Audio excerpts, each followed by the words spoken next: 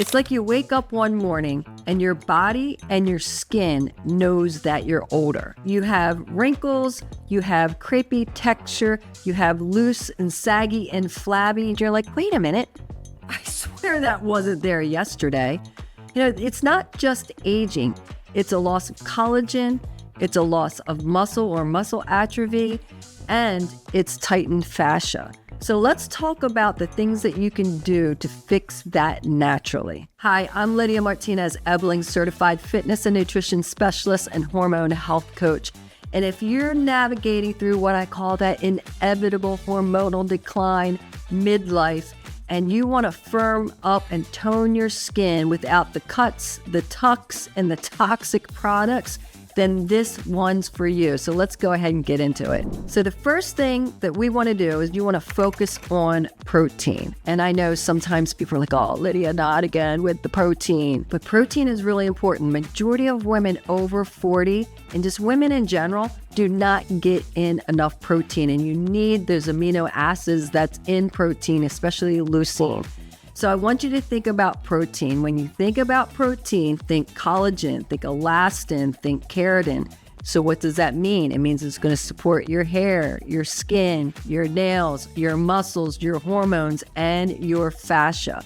And you want to shoot from anywhere from 0.8 grams to 1 gram per ideal body weight.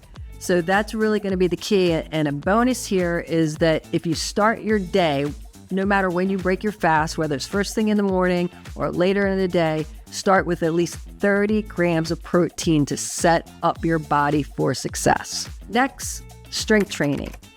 And I always feel like I'm like repeating myself, but eat your protein, lift heavy things, and put them down. Strength training, okay, so our sagginess and flabbiness and wrinkles is not just from collagen loss, but it's muscle atrophy, and this is not good. One, because we know we need to support our bones, but also the more muscle you have, the stronger your immune system is, and then the more muscle you have, the better your skin gets filled out, right? So you want to build that muscle to push and tighten up that skin. But here's the cool thing. Studies show that strength training, lifting heavy things and putting them down and doing compound movements like push-ups and squats and deadlifts and things like that actually stimulates collagen production. So that's going to be twofold, but it also helps with the production of growth hormone.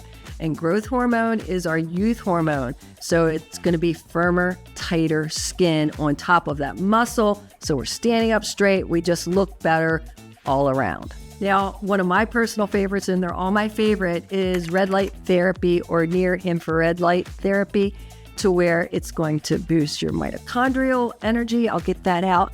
And obviously it's going to produce collagen or boost your collagen production. Studies show that it actually helps with fine lines and wrinkles, wound healing, and again, that collagen production. And this is something that you can do anywhere from 5 minutes up to 20 minutes, 3 to 5 times a week. One of the things I'm going to suggest is that you start slow, because it is focused on producing collagen. It is focused on wound healing. But even though it's doing that, the levels, like if you're doing a panel or if you're doing a mask or if you're doing a targeted wand, which I have all of it because I'm going down fighting y'all, the levels, you can control the level of intensity. Don't just go at the highest intensity right away. Start slow and work your way up to it because it'll make your skin more sensitive. The biggest thing when it comes to whether it's a panel or it's a face mask or even a targeted wand, you want to make sure that it's the LED, the light that it emits, it's going to be the therapeutic level that you want. So that means that you're looking for it to emit anywhere from 620 nms to up to 850 nms. That's going to be where you're actually going to get the results. Next is fascia release, or what has been coined fascia blasting. And this is something that's really cool, and I've been doing this for years. Now, what's fascia? Fascia is the net that holds us together. It's supposed to make everything nice and firm and tight, But what can happen is that it will actually start to atrophy. Why does it atrophy? It'll tighten. And I want you to think about like duct tape, taking 2 pieces of duct tape and sticking them together, right? And it's hard for them to move. And that kind of like happens to your fascia. So when that happens, fascia is responsible for a lot of blood flow, collagen support, and again, of course, holding our muscles and everything in real tight. But when it starts to atrophy, well, then we don't move as well. We don't get the response in our workouts. And then actually it can increase the appearance of cellulite. Right? So, and then it's going to actually, when you loosen it up, and I'll stay on track here, when you loosen it up, then it's going to actually help produce collagen. It can help break down fat, right? And support your system altogether.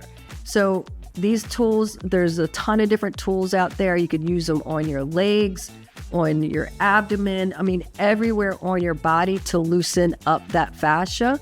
And you're going to love it because it really does help break down that fat and help reduce the appearance of cellulite. I was going to say collagen. So it's going to support that collagen production, supporting it, right? So we're getting rid of those wrinkles, but also breaking down that fat and supporting and reducing the appearance of cellulite. I'll get it out, is really cool. So here's a bonus tip with that. Your fascia, how does it get tight? Okay. It gets tight because we're not well hydrated, because we're not moving well, we're not supporting our lymphatic system, right? All of these different things. So it doesn't mean you just don't want to do the fascia release. Let's support it. Here's the bonus tip. It loves heat, loves hydration. So make sure that you stay well hydrated, some good electrolytes, and before you do the fascia blasting, heat up your body. You can do it in all different types of ways. I love doing the sauna, or I'll go out for a walk 10 to 15 minutes to heat up my body before I actually do the fascia blasting. You're going to love it. And this is something else that you want to make sure that you start out slow and work up to it. So don't get crazy, because you will get some bruising, because this is just releasing all of that inflammation and loosening up that fascia.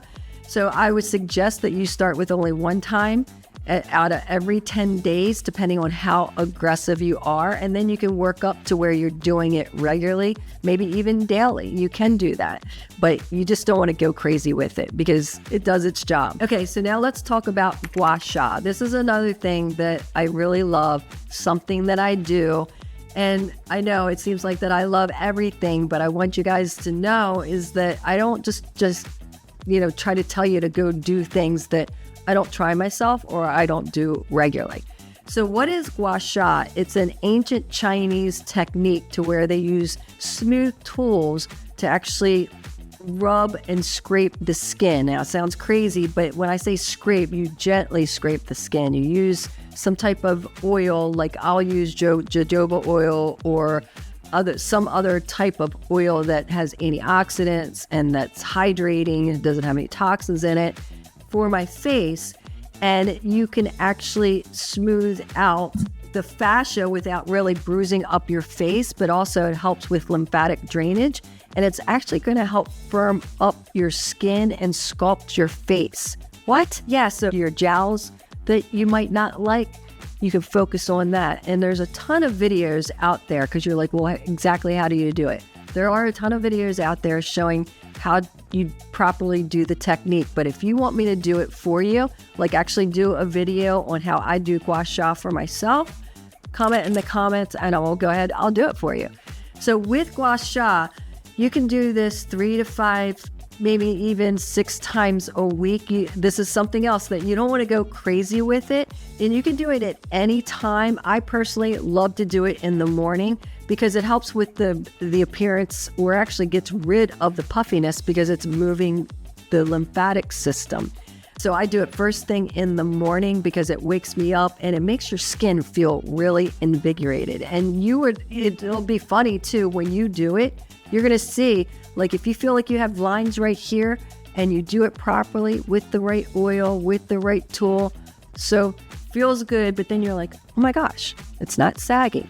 That's a good thing. This isn't about chasing youth. It's just simply about cultivating vibrance with intention. And your skin shows how you care about yourself, your body, and your boundaries, and most importantly, your purpose. What's your favorite skin ritual right now? Comment in the comments to share it with me because I would love to know. And if this hit home for you, go ahead and watch the episode Why Estrogen Matters After 40, because it really is the foundation of everything that we were just talking about. And I'll put the link for you here, or is it here?